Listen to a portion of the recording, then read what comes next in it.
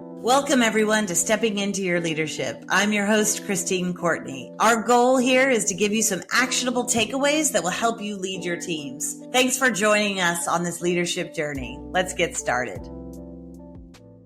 Hello, fellow leaders. Christine Courtney here. And today in the studio, we have, back by popular demand, Tom Armstrong. Welcome, Tom. Hi, everybody. Hey, thanks, Christine. As a gentle reminder, if you have not listened to Tom before, he is full of wisdom around the topic that we're tackling today, which we're tackling head on difficult conversations and make them a little less difficult. And if you want to know more about this, you want to get a lot of the background on a lot of this, listen to episodes 5 and 6 on navigating feedback and difficult conversations, because that's also with Tom. And we talk about, in general, giving feedback and giving ongoing feedback so that hopefully you have to have less difficult conversations because you're having more frequent ones that before it gets to a point of difficulty. Or if you have to have difficult conversations, you've established a relationship and a way of talking with each other on things that are less high stakes. But today I'm going to really challenge him. I have a list, Tom. I came with a list. I came with a list that he has not seen of some scenarios that I've gotten from some of our listeners and some other folks in the field of their most difficult conversations that they've had to have or should have had or, still need to have. And so we're going to really dive into the difficult ones. If you listen to this and go, oh my gosh, my levels are much lower than this, I just need to have feedback, go back to episodes 5 and 6 to get that. Today, we're going hardcore here on some difficulty. So you ready, Tom? I'm ready. Okay, I'm excited. So first of all, any notes in general on having a difficult conversation before we jump into scenarios? Any overall general tips on difficult conversations before scenarios? Well, as you said, yeah, it's actually a really fun topic. I don't know. Fun for you. Fun for me. Mostly it's not fun. Yeah, it's fun because it's hard, I guess. Just yesterday, I was giving someone some thoughts as they were feeling pretty upset about something that their direct report was doing. It was the behavior, but it was also what the perceived motivation was behind the behavior, I think. So first of all, I really just listened. I tried not to offer advice, but I knew that I had to give this advice because I think in that moment, she just wanted someone to she needed to be able to dump. And I'm like, dump on me. It's ideal is that you're, have so much, shed your frustration with your boss, not your colleagues, not your direct reports, but get the emotions out here. Right. So that was really good. And I told the person, I'm like, I'm really happy that you're sharing this with me. It makes me feel like that you trust me and stuff, with this, that you're able to just go ugh, when you need to. But my guidance to her was, I know you want to get this off your chest with the person. Do not wait until you're at equilibrium so that you won't regret anything that you say, because so much of what we are going to say, we believe to be true. And we might later, after reconsidering, go, oh, maybe that wasn't right. And then the other thing is, I didn't go through the wheel or anything like that with her. I was just first, just to make sure that you even time it right, is don't bring up anything that has to do with an assumption about their motivations, because you're probably wrong. We can't really guess that accurately.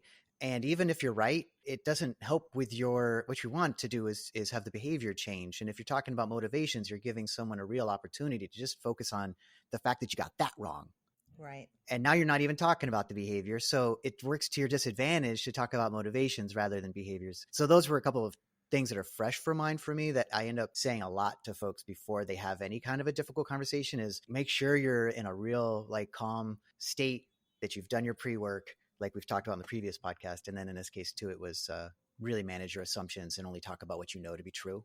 Yeah, it's a good point. You brought up a word. I just want to make sure that new listeners understand what you mentioned. You said the wheel. When Tom was talking about the wheel, he meant the difficult conversation. not the torture device from the No, let's be clear. We're not there. 1600s or whatever.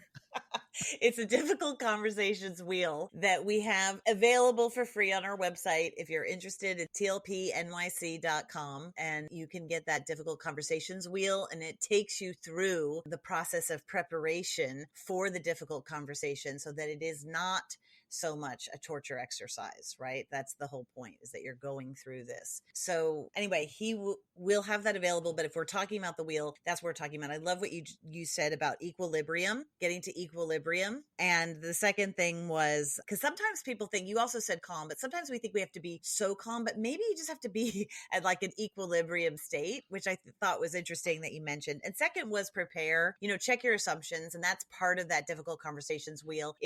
People often don't prepare for these conversations, and we feel good. We have a little feeling of like righteousness when we're angry or when our emotions are heightened. And so we want to speak. We want to get that off of our chest a lot of times. And so we go into a conversation with that wrong devil on our shoulder saying, no, I need to tell them how I feel. And that is not a state of equilibrium. And that's where I think you're mentioning we got to check ourselves, because all of these conversations that we're mentioning today are going to be made 1,000 times worse by that kind of emotion.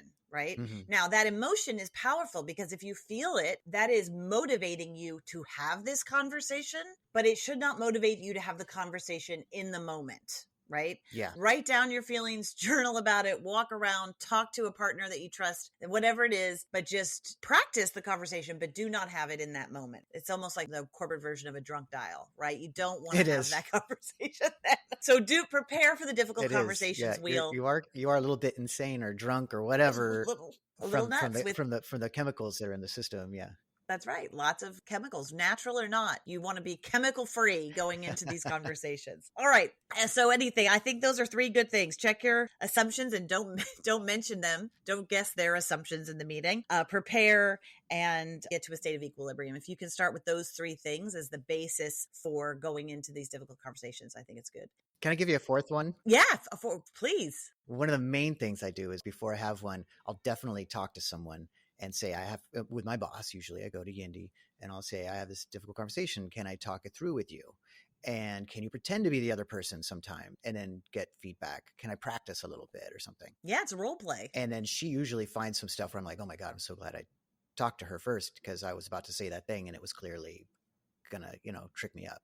So yeah, practicing and talking it through with somebody ahead of time can be helpful for sure. Very. And if you don't have a boss where you can do that with, or if the difficult conversation is with your boss, then choose a friend you trust or a partner in your life, not in the office, preferably not sharing these things, personal information with other people that are in your office, unless it's someone that like your boss or someone that you highly trust.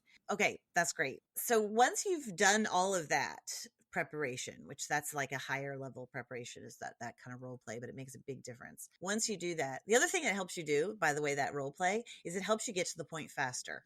And it makes these conversations take less time, which is less torture for people. So as difficult as this conversation is for you to have, it's more difficult for them to hear, because they're not ready for it most of the time. And so if that's the case, then you want to shorten that amount of difficulty for them by having that conversation take less time from your end. Maybe it needs to take more time for them processing, but it shouldn't take that you're beating around the bush. And if you practice it with someone else, one of the good things about that is that the second time you say it, we generally tend to get more to the point.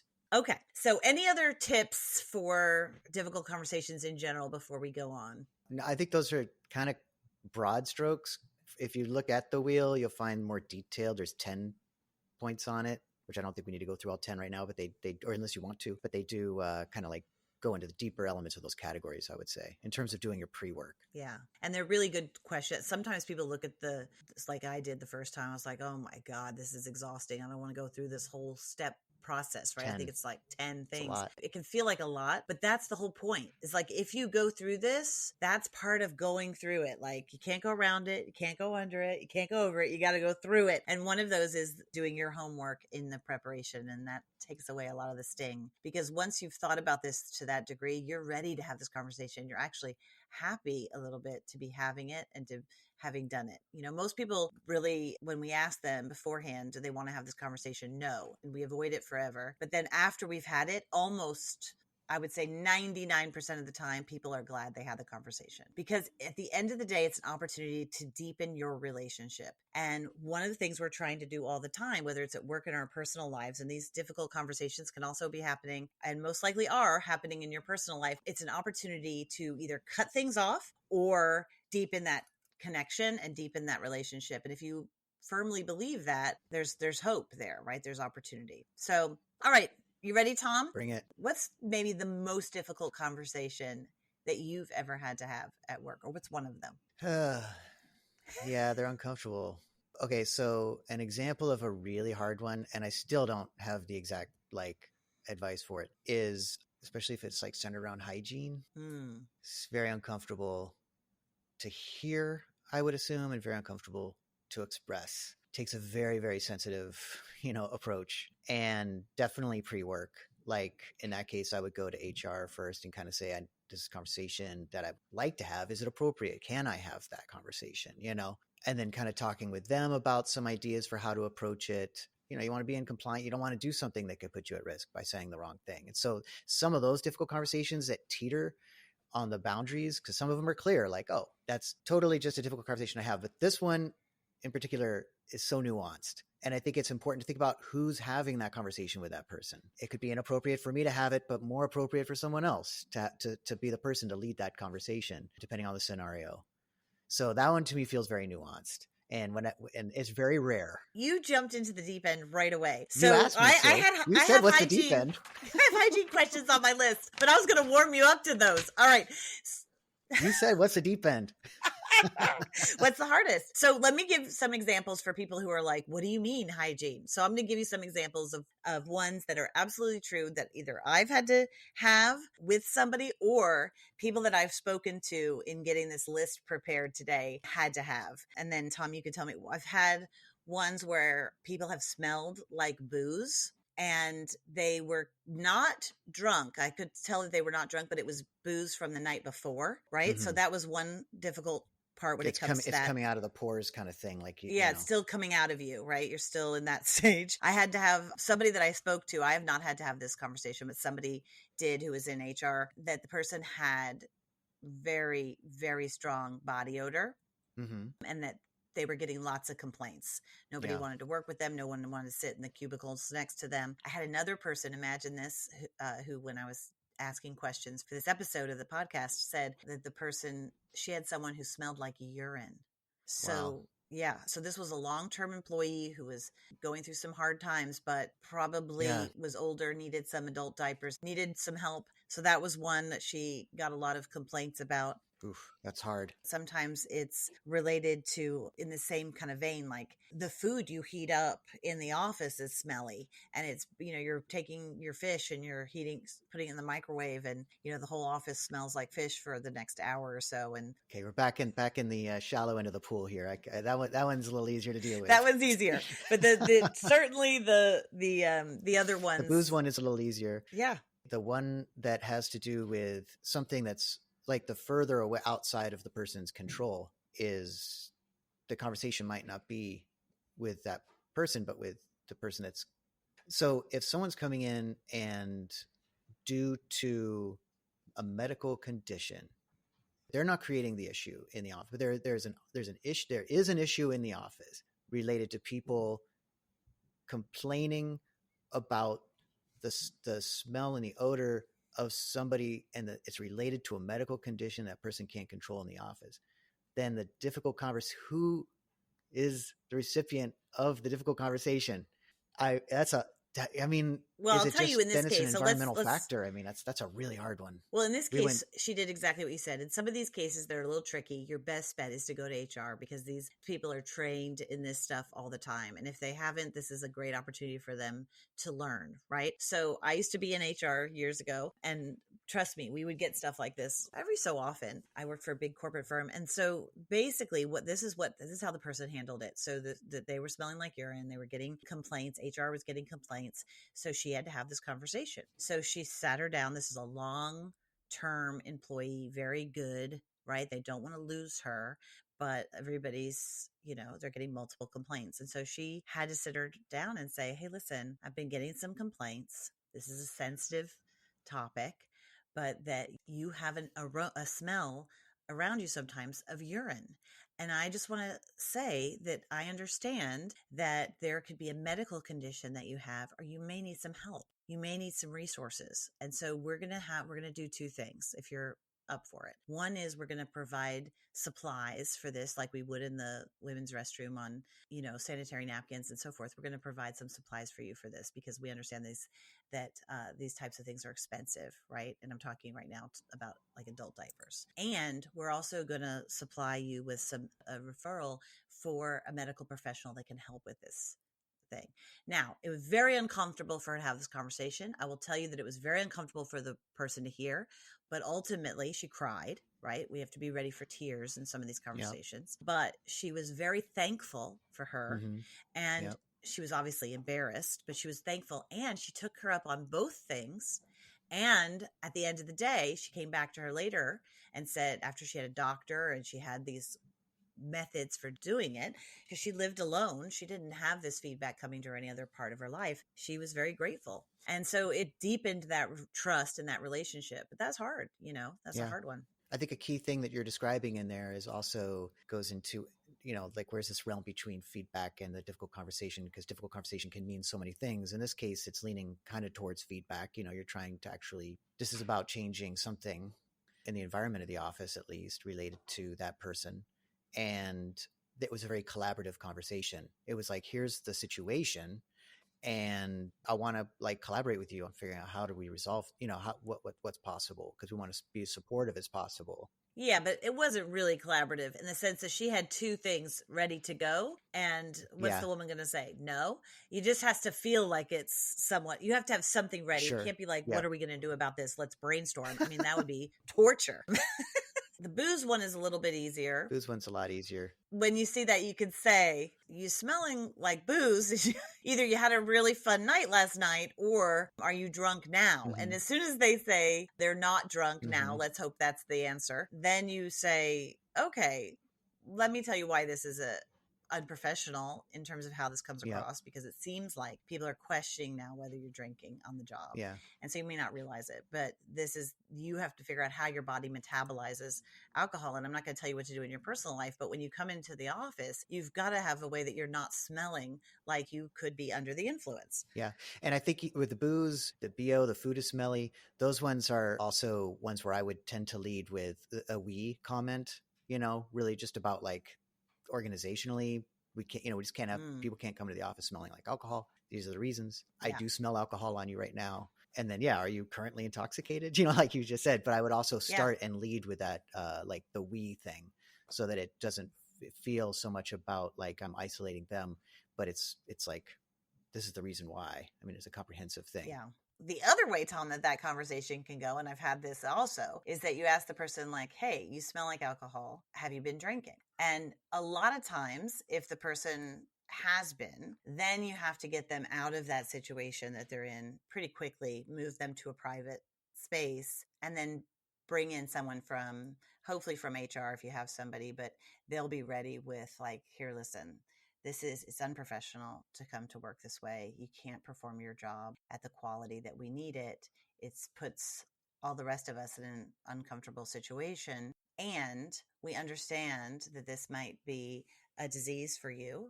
And here's some ways that we're going to need you to get help. And here's the ways we can offer it. Yeah. Right. And your HR department will know all of those. They have lots of referrals that they can give. And sometimes you can mandate it. And that completely depends on your organization.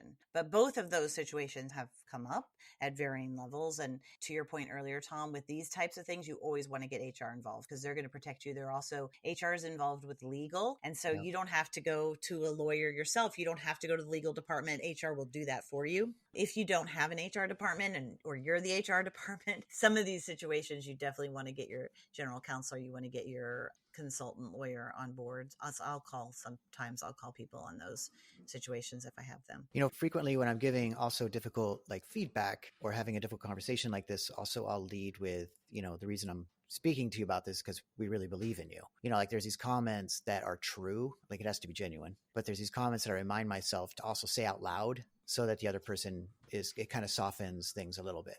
Like it's not a compliment sandwich, but I am leading with something that's like, we really believe in you. We love your work. We want to be able to resolve this and we have resources for you as well.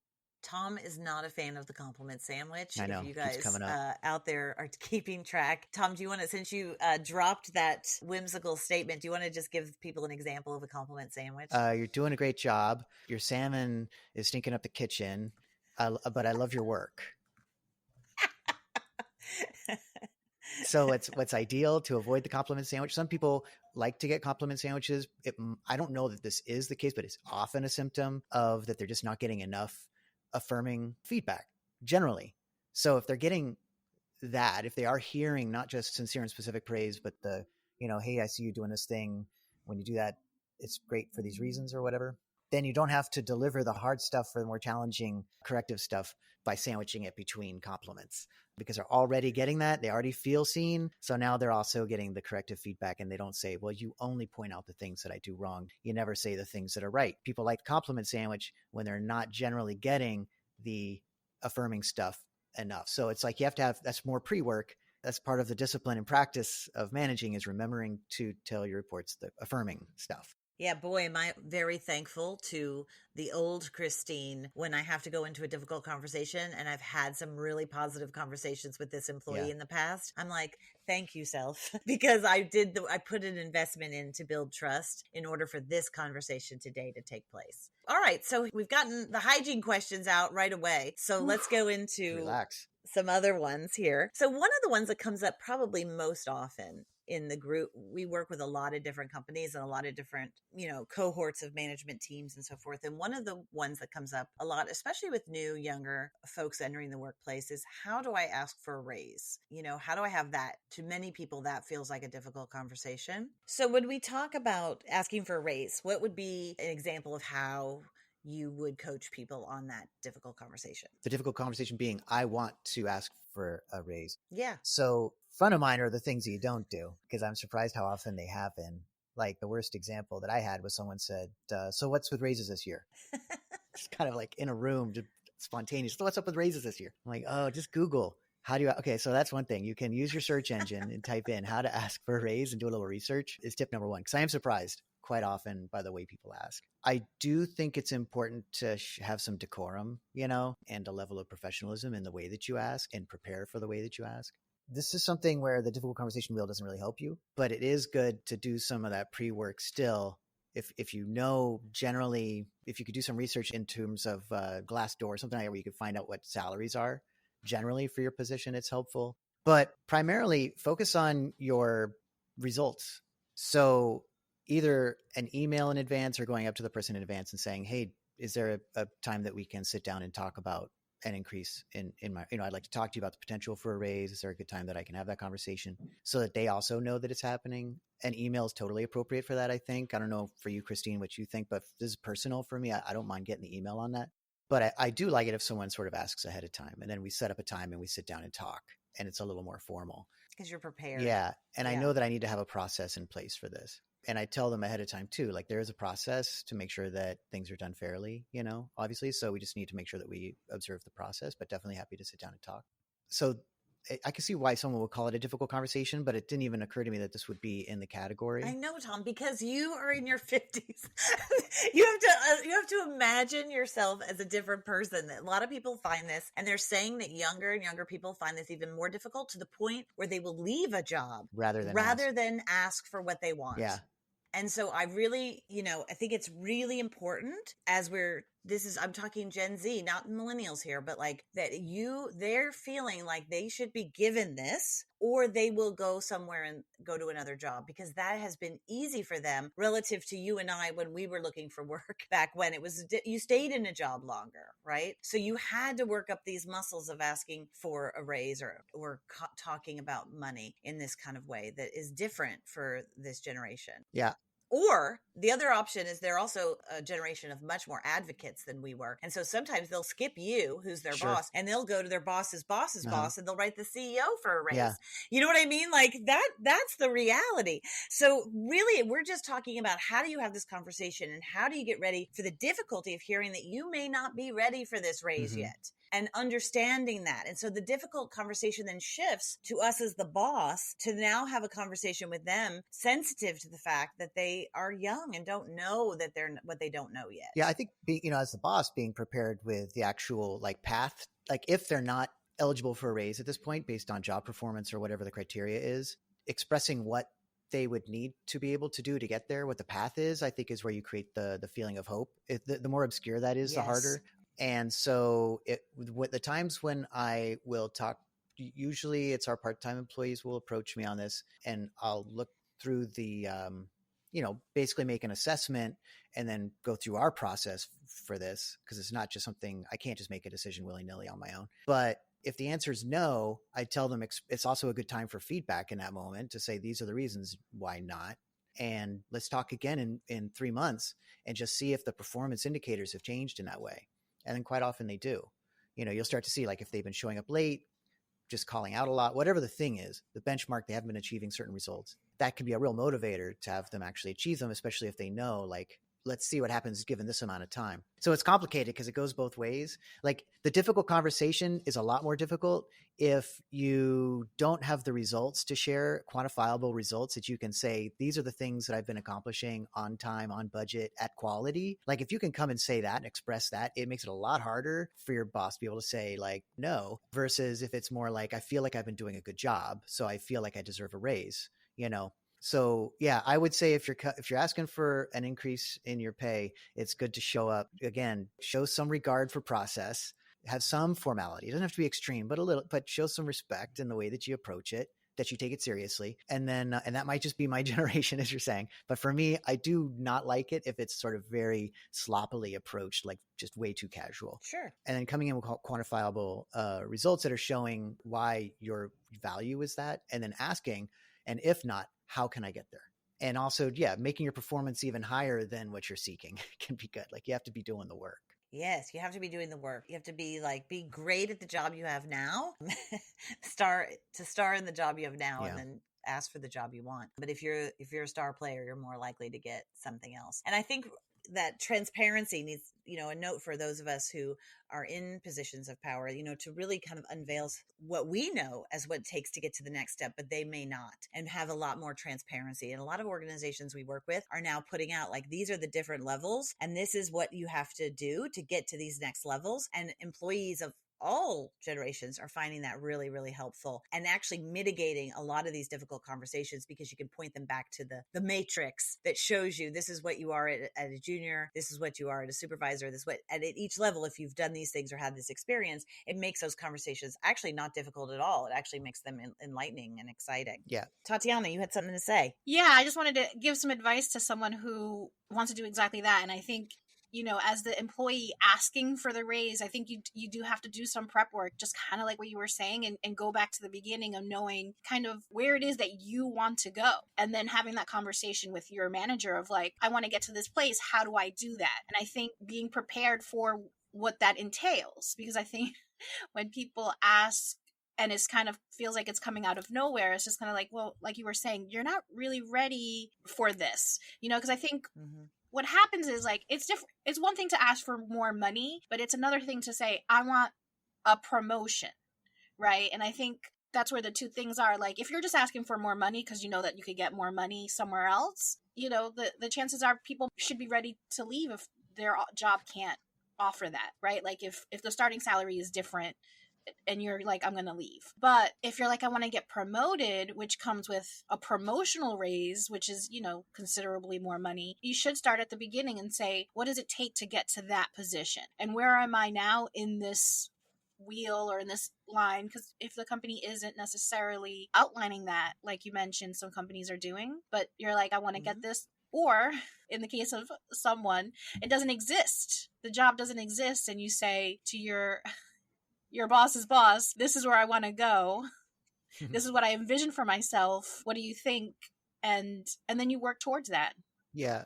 Tatiana, this actually is probably for me. I mean, again, it's subjective. Everybody's gonna be a little different. For me, I do love the conversation. Hey, this is where I want to be. Can you help me understand how to get there? And, rather than this is what I need now. This is what I would like to get to. What's the path? Because it's a great conversation to have. Yeah, because I think when you're asking, you're like, I just need more money. You're definitely coming from a place of frustration. That is when the preparation for the conversation is helpful. But if you're just like, I know I could get more money somewhere else, and you're coming from a frustrated place, that's probably showing up in your work too. And so it's kind of like, oh, you're not doing as much, or you're quiet quitting, or whatever the case might be, in terms of a level of frustration where you're like, I want more money and I don't feel valued. That might be showing up in your work too. Sometimes you have these like incredible employees, but there's budget constraints, and you can't cross certain budget constraints because that's just the reality of the situation too. So having that conversation is also interesting. But have the conversation, even if you know what the budget is, because then we all know where we're feeling, and we can have an honest conversation about it. Let's change real quick because I want to get another one in. What about you're working with someone, this came up, where someone on your team is taking credit for, like, let's say the team is working on something, but one of the people is taking credit for everything.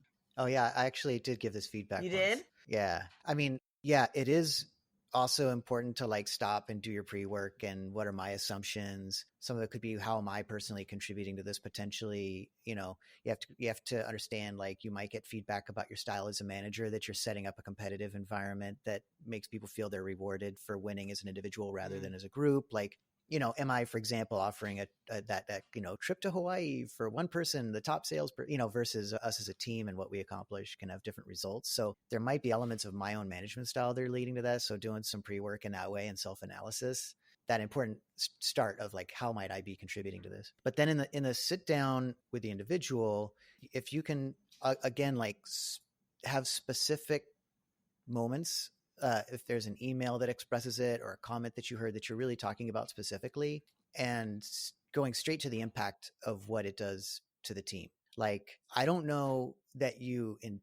whether or not it's an intention to have it come across this way, this thing that you said here can come off to the team as feeling like you're taking credit for the work that everybody feels that they did.